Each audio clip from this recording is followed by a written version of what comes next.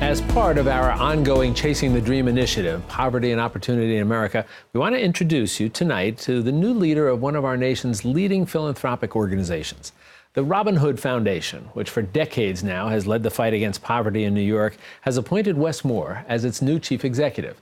The author, combat veteran, and entrepreneur who was raised near Gun Hill Road in the Bronx succeeds David Saltzman, who stepped down after 27 years of running the nonprofit. Last year, the Robin Hood Foundation distributed $130 million to organizations in New York which are focused on eliminating poverty. Wes, good to see you. It is great to see you. Thank you. I'm honored to be here. Let me ask you, before we get involved in your background and how you're looking at this, just talk a little bit more for us about the Robin Hood Foundation. Explain what it does and how it does it. So the Robin Hood Foundation was created about 29 years ago by a gentleman named Paul Tudor Jones, and wherein he saw what he thought was going to be another great recession, and immediately his thought was forget about what happens to the folks who are working in finance. There are a whole lot of poor people who are about to get hit really hard.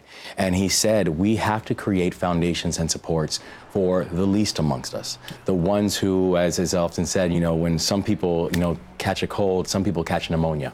And he's worried about those who are getting ready to catch pneumonia, the poor. And they started a foundation where they said, okay, initially, we're making initial grants and looking at everything from housing, transportation, education, et cetera, where now Robin Hood is 29 years old, has put over $2.5 billion into the fight against poverty, was led by a dear friend and a great social entrepreneur, a gentleman named David Saltzman, who served as its executive director during that time. And Robin Hood has systematically been both data-driven, but also heart-led. The data is important, right? Because we need to understand benchmarks and we need to understand what works.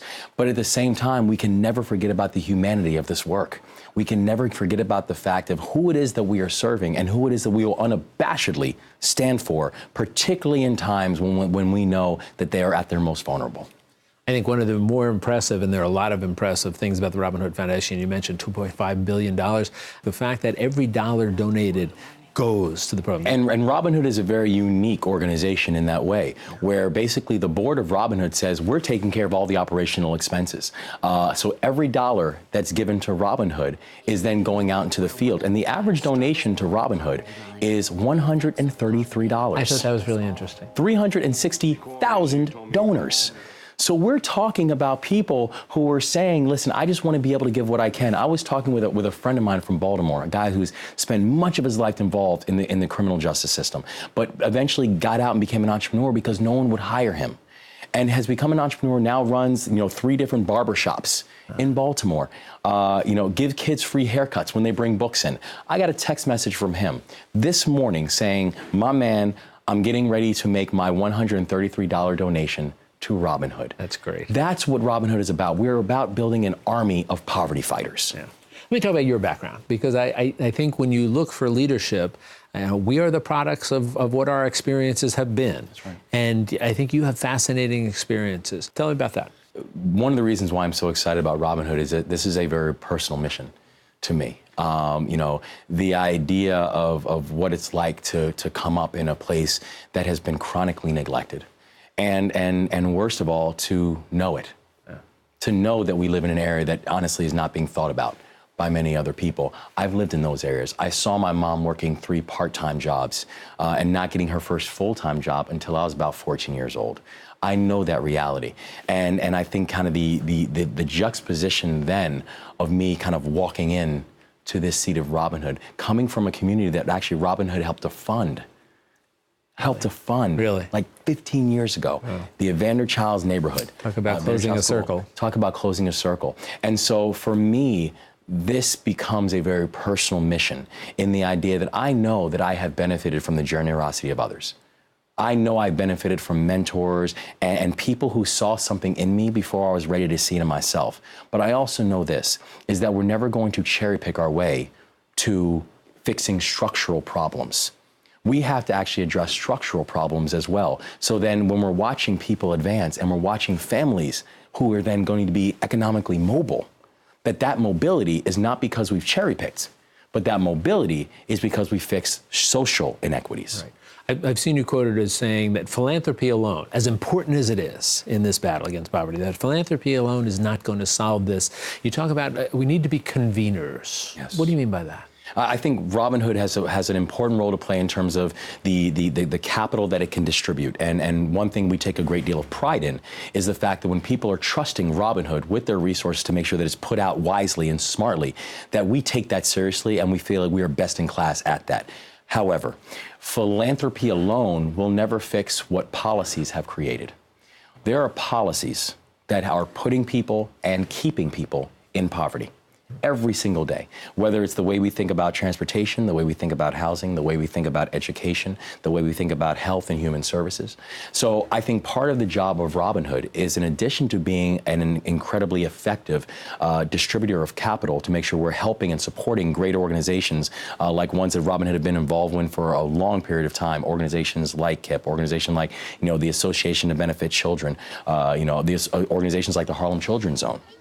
I think Robin Hood also has a unique role to play in the fact that we can bring other like-minded organizations together. We can bring other philanthropists together. We can bring government agencies together and help to think about how we're thinking about budgets, how we're thinking about political priorities, and what impact is that going to have on the population that we will always defend and that we will always serve. Yeah. One of the other interesting things I found in your background, I mentioned as a combat veteran. What did you bring back with you from those experiences that you think have pushed you in the direction that you're going into now, and this notion of philanthropy and fighting poverty?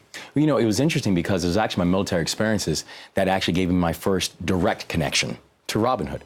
Because when I came back from Afghanistan, I really became an advocate for veterans and also specifically veterans' families, because I started noticing that every time we needed anything while we were overseas, when we were fighting, we got it. Yeah. We got it instantaneously. Yeah. But then I had soldiers and paratroopers who were coming back home and waiting 9 months to see a doctor. Yeah. Where did that all go? That instantaneous sort of immediacy. That's exactly right. And then all of a sudden it disappears. The immediacy, the urgency, right? And so I really became very active in the veterans fight, because I was saying we made a promise to these men and women. And when these men and women decided to serve our country, they didn't ask the country to wait. So why now, when they come back home, is the country now asking them to wait?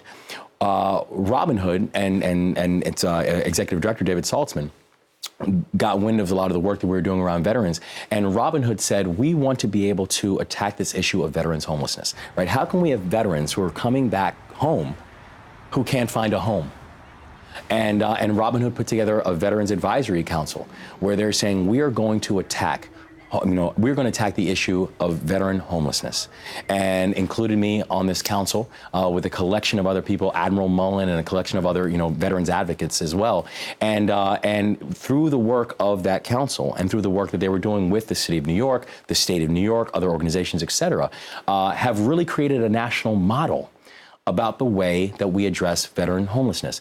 And that's one of the exciting things I think that Robin Hood, and one of the exciting roles that I think Robin Hood can play, is that Robin Hood has a unique place of being both an importer and an exporter of really good ideas. So if it's working in New York, let's bring it elsewhere. Right. And if it's working somewhere else, let's bring it to New York.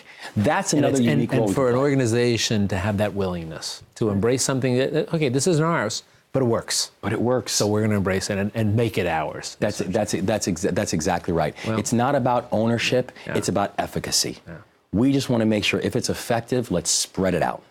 Well, it's a magnificent organization, and they could not have done a better job of choosing a next leader to follow in David's footsteps than bringing you on. Wes, good luck to you. And we hope you'll come back in and we can talk a little bit more. I would love that. And thank you. Good luck to you. You be well.